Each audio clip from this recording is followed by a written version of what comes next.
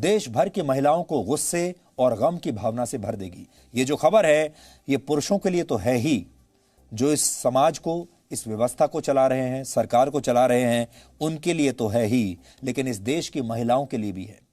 इसे देखने के बाद देश भर के पुरुषों का सिर शर्म से झुक जाएगा। जो तस्वीरें आज हम आपको दिखाएंगे, हो सकता है उन्हें देखने के बाद आप विचलित हो जाएं, लेकिन आज हम ये चाहते हैं कि आप इन तस्वीरों को देखकर परेशान जरूर हों, क्योंकि जब तक आप विचलित नहीं होंगे तब तक इस देश में कुछ बदलेगा नहीं। ये तस्वीरें हरियाणा के पानीपत जिले के ऋषिपुर गांव की हैं और इन तस्वीरों में जिस कमजोर और असहाय महिला को आप देख रहे हैं, जो चल भी नहीं पा रही है, इस महिला का नाम है रामरती। रामरती की उम्र 39 वर्ष है। आप देख पा रहे हैं ये चलने में सक्षम नहीं है, इतनी कमजोर हो चुकी है कि ये चल भी नहीं सकती, अपने शरीर का वजन नहीं उठा सकती इस महिला की टांगे। रामरती को उसके पति ने पिछले करीब 1.5 साल से 3 बाय 3 फीट के एक बाथरूम में बंद करके रखा था। सोचिए, 1.5 साल से यह महिला एक 3 बाय 3 फीट के बाथरूम में बंद थी और बंद करने वाला था इसका पति। इस महिला ने कई दिनों से कुछ खाया पिया नहीं था, इसलिए इस महिला का शरीर बुरी तरह से कमजोर हो चुका है, एक कंकाल जैसा बन चुका है। इस छोटे से बाथरूम में बंद होने की वजह से, कैद होने की वजह से रामरती ठीक से हिलडुल भी नहीं पा रही थी और कमजोर शरीर की वजह से यह महिला आज की तारीख में चलने फिरने में भी सक्षम नहीं है।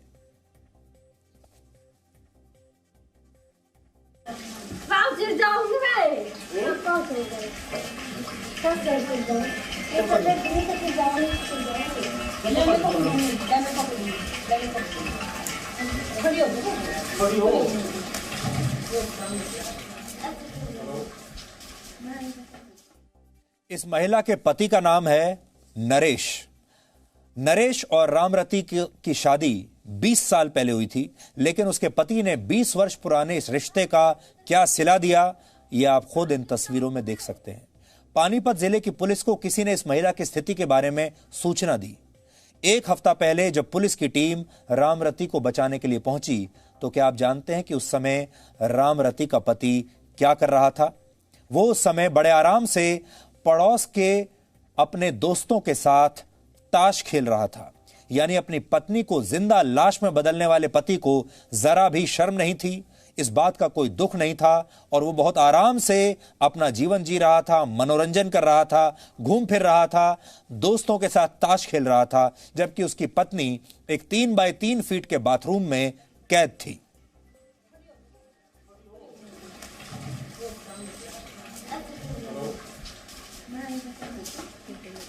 नीली कमीज में आप जिस व्यक्ति को देख रहे हैं, जो उसे बाहर निकल कर ला रहा है, इसी व्यक्ति का नाम है नरेश। यही है इस व्यक्ति का पति। देखिए, देखने में आपको काफी हट्टा कट्टा दिखेगा। ये नरेश लगता है दिन में 4 बार खाना खाता होगा। हट्टा कट्टा है, किसी चीज की कोई कमी नहीं। कपड़े देखिए और इस महिला की स्थिति देखिए। ये दोनों पति और पत्नी हैं। पति की स्थिति देखिए, पति जरूरत से ज्यादा स्वस्थ है और पत्नी की स्थिति देखिए, पत्नी की स्थिति ऐसी करके रखी है कि शायद जिंदा रहने के भी काबिल ना हो। इसलिए हम चाहते हैं आज कि पूरा देश इस नरेश नाम के आदमी को पहचान ले, जो इस महिला का पति है, जिसने इस महिला की ये हालत की है। कितने बच्चे आपको? बड़ा क्या है? 3 है मेरा मजाक कर। क्या नाम उनके? और एक भीतर में 2 बार में लौंडे थी वह। इस महिला ने बहुत दिनों से कुछ खाया पिया नहीं था, इसलिए जब उसे इस बाथरूम से बाहर निकालकर नहलाया गया और साफ सुथरे कपड़े पहनाए गए, तो उसने खाने के लिए सबसे पहले रोटी मांगी और रामरती एक एक करके 8 रोटियां खा गई। इससे आप अंदाजा लगा सकते हैं वो कितने दिनों से भूखी रही होगी। सोचिए, 1.5 साल से कोई व्यक्ति ऐसे भूखा रहा हो, प्यासा रहा हो, और 3 बाय 3 फीट की जो कोठरी होती है, जो बाथरूम होता है, वो ऐसा होता है कि उसमें आप अपने शरीर को ठीक से हिला भी नहीं सकते। और सबसे बड़ी बात, 1.5 साल से महिला नहाई भी नहीं होगी, कपड़े नहीं बदले होंगे। सोचिए क्या स्थिति होगी। और ये सब कुछ इसके पति ने किया और 1.5 साल तक किसी ने कोई शिकायत नहीं की, किसी ने कोई कंप्लेंट नहीं की। पुलिस को भी इस महिला को बाहर निकालने में 1.5 साल लग गया। क्या आप जानते हैं कि पति का इतना अत्याचार सहने के बाद भी रामरती ने इस काल कोठरी से बाहर आते ही क्या किया? रामरती ने सबसे पहले पहनने के लिए चूड़ियां मांगी, बिंदी मांगी और खुद को एक विवाहित महिला की तरह तैयार किया। यानी एक औरत अपने पति द्वारा सताए जाने पर भी उसका सम्मान करना नहीं भूल रही, अपने आप को फिर भी विवाहिता कहलाना चाहती है, जबकि इसका पति अपनी पत्नी को गंदगी के इस ढेर में छोड़कर अय्याशी करता रहा। इस महिला के साथ उसके पति ने जो कुछ किया वो अमानवीय है, लेकिन इसके साथ जो हमारे देश की व्यवस्था ने किया, हमारे देश के सिस्टम ने किया, पुलिस ने किया, अदालतों ने किया, उन सारे लोगों ने किया जो हमारे देश की व्यवस्था को चलाने का दावा करते हैं, ये उससे भी ज्यादा अमानवीय है।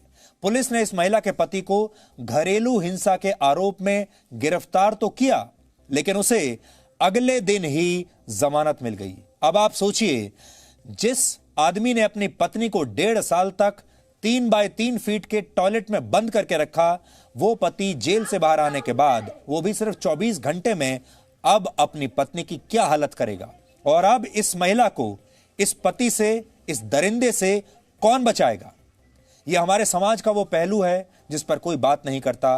पत्नियां पतियों के साथ हाथों सताई जाती रहती हैं, जलाई जाती हैं, घरेलू हिंसा होती है, उन्हें मारा पीटा जाता है, दहेज के लिए कई बार हत्या तक कर दी जाती है, बेटा पैदा ना करने पर घर से निकाल दिया जाता है। इतना सब कुछ हो जाने पर भी हमारा सिस्टम, हमारी व्यवस्था, हमारा समाज ऐसे लोगों को कुछ ही घंटों में जमानत पर रिहा कर देता है।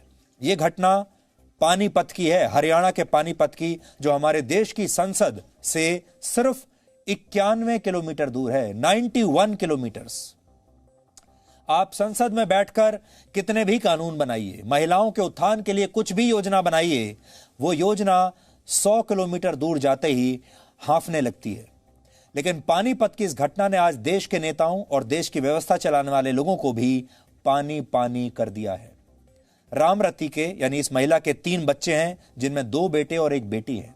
इस महिला को अपने बच्चों से बहुत प्यार है, क्योंकि वो जैसे ही बाथरूम से बाहर निकली, उसने सबसे पहले अपने बच्चों को पुकारा, अपने बच्चों को मिलना चाहती थी। लेकिन इस महिला के पति का कहना है कि वो मानसिक रूप से बीमार है, मानसिक रूप से ठीक नहीं है, और इसीलिए उसने रामरती को बंद करके रखा था। आपको रामरती के पति की ये सफाई भी सुननी चाहिए। दिमाग की बीमारी है जी, टेंशन मानना जी, पिताजी गुजर गए, भाई गुजर गए जी, चाचा जी गुजर गए जी, इनके जी टेंशन मानना जी, इलाज करा जी बहुत जी। आप लोगों ने टॉयलेट में क्यों बंद करा? ये कबाड़ भी खा, कुछ जी वो खा लिया जी बाहर से ठट्ठा का जी। तो सोचिए कैसा पति है, कैसा आदमी है। और अगर इसकी पत्नी मानसिक रूप से बीमार भी थी तो उसका इलाज कराना चाहिए था। मानसिक रूप से बीमार होने का मतलब है उसे और ज्यादा प्यार की जरूरत है, उसे और ज्यादा अटेंशन की जरूरत है, उसे और ज्यादा देखभाल की जरूरत है, उसे डॉक्टर की जरूरत है। इस महिला के पति के दावों के विपरीत पुलिस की जांच में महिला के मानसिक रूप से बीमार होने की कोई बात अभी तक सामने नहीं आई है। यानी यह आदमी सरासर झूठ बोल रहा है। जैसे हम इस घर में पहुंचे और हमने पति को बोला कि कहाँ पर है तेरी पत्नी, तो वो हमारे सामने, उसने टॉयलेट का दरवाजा खोला और सूचना सही पाई गई, और जो पत्नी है वो उसको 3 बाय 3 की टॉयलेट में मिली है। और हालत उसकी ऐसी थी कि जैसे कि कई दिनों से क्या, कई सालों से ऐसा लगता है कि खाना ही नहीं खाया हो, उसको कुछ नहीं दिया। और ये बताया गया कि उसकी मानसिक हालत खराब है, जबकि अभी हमने बातचीत करी है तो बातचीत में ऐसा कुछ नजर नहीं आ रहा है कि इसकी मानसिक हालत खराब है या नहीं है। लेकिन ये सूचना सही थी कि 3 बाय 3 की टॉयलेट में बहुत ही दयनीय हालत में, जिसे कहते हैं, कि मिली है। मैडम रजनी गुप्ता ने बताया है कि भाई ये थोड़ा दिमागी तौर पर परेशान लग रही है, लेकिन हम इस संबंध में वही डॉक्टर से राय लेकर और जो आगामी कार्रवाई होगी मुनासिब उस अमल में लाएगा। फिलहाल इस महिला का इलाज चंडीगढ़ के एक सरकारी अस्पताल में चल रहा है।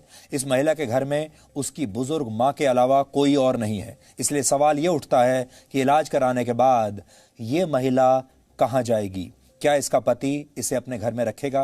क्या उसकी स्थिति ऐसी है कि वो अपनी देखभाल भी कर पाए और उसके अपने घर में उसकी बूढ़ी मां के अलावा कोई और नहीं? अगर वो अपने पति के पास लौटेगी तो क्या उसका पति फिर से उसकी यही हालत नहीं कर देगा? क्योंकि उसे तो एक दिन में ही जमानत मिल चुकी है। भारत में बड़े बड़े आतंकवादियों और खतरनाक अपराधियों को जेल की जिस सेल में रखा जाता है उसका आकार भी 10 बाई 10 फीट का होता है। बड़े बड़े खूंखार अपराधी और आतंकवादी, उन्हें भी 10 बाई 10 फीट का सेल मिलता है जेल में। लेकिन रामरती के पति ने उसे 3 बाई 3 फीट के एक बाथरूम में बंद करके रखा। फिर भी इस महिला के पति को बेल लेने में 1 दिन का समय लगा।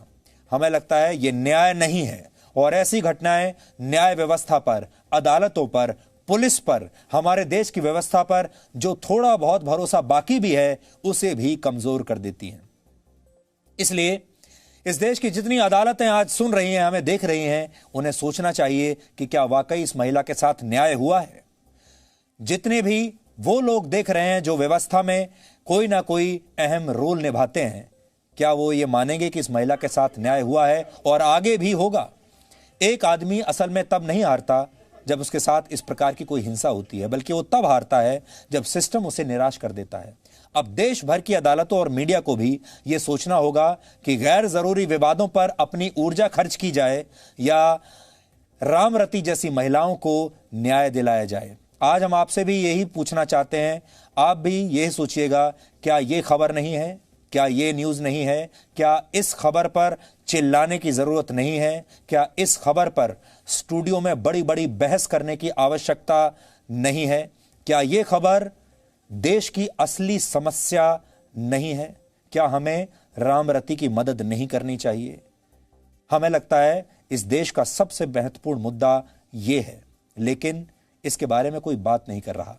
पानीपत में घरेलू हिंसा के इस मामले में इस आरोपी पर यानी रामरती के पति पर आईपीसी की जो धाराएं लगाई गई हैं वो है 498A, 323 और 342। इनमें से 498A गैर जमानती है। फिर भी आरोपी को एक ही दिन में जमानत मिल जाना बहुत हैरानी की बात है। इस आरोपी को इतनी आसानी से बेल इसलिए मिल गई क्योंकि रामरती के परिवार ने केस दर्ज करने से इनकार कर दिया। और आप समझ सकते हैं कि क्यों इनकार किया होगा, क्योंकि परिवार ना तो कानूनी खर्चा उठाने में सक्षम है और ना ही रामरती के परिवार को, रामरती के पति को वो नाराज कर सकते हैं। रामरती के परिवार को ये डर है कि केस होने की स्थिति में रामरती का पति बच्चों के साथ भी हिंसा कर सकता है और उसे हमेशा के लिए घर से निकाल सकता है। लेकिन ये ऐसा पहला और आखिरी मामला नहीं है। 2016 के नेशनल फैमिली हेल्थ सर्वे के मुताबिक भारत में 33% महिलाएं घरेलू हिंसा का शिकार होती हैं, लेकिन इनमें से सिर्फ 1% महिलाएं पुलिस के पास शिकायत लेकर जाती हैं। बाकी सारी महिलाएं चुपचाप सहती रहती हैं। और ये जो घरेलू हिंसा होती है, ये सिर्फ शारीरिक हिंसा ही नहीं, मानसिक हिंसा भी होती है, वो भी घरेलू हिंसा की श्रेणी में ही आती है। भारत में महिलाओं की आबादी 67 करोड़ है, यानी इनमें से 22 करोड़ महिलाएं कभी ना कभी अपने घरों में ही, अपने परिवारों में ही हिंसा का शिकार होती हैं।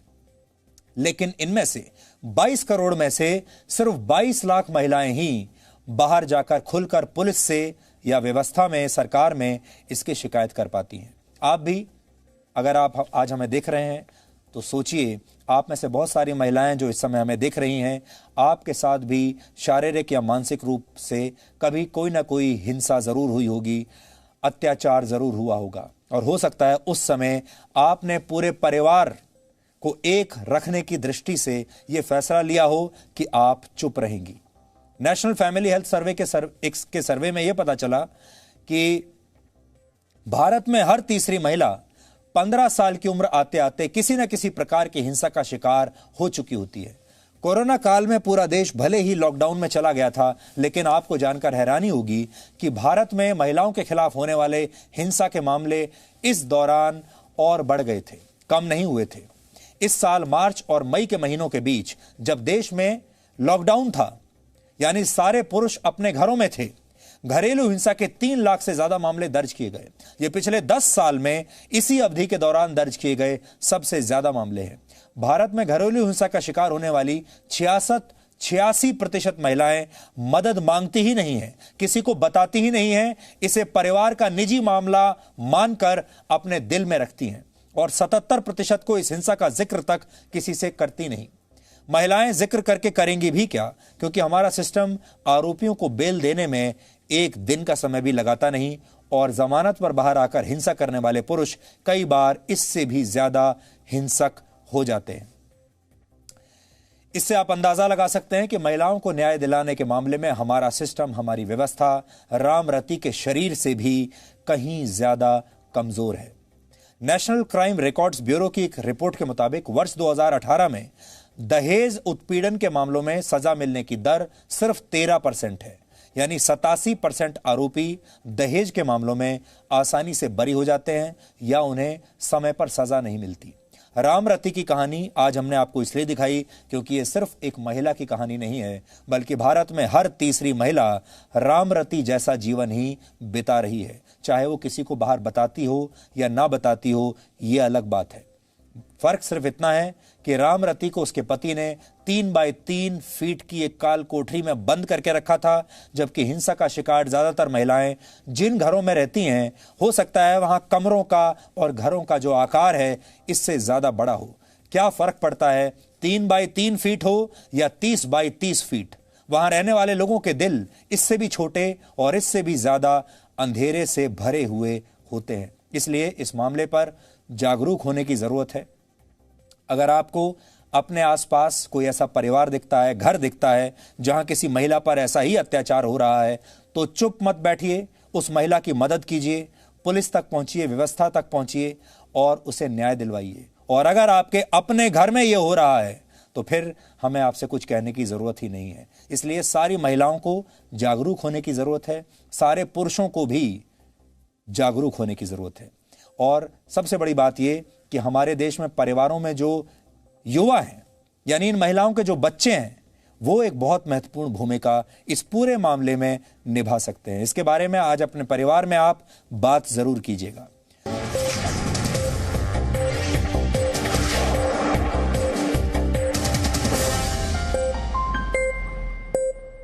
Presenting B News app, available on Google Play and App Store. Download it now.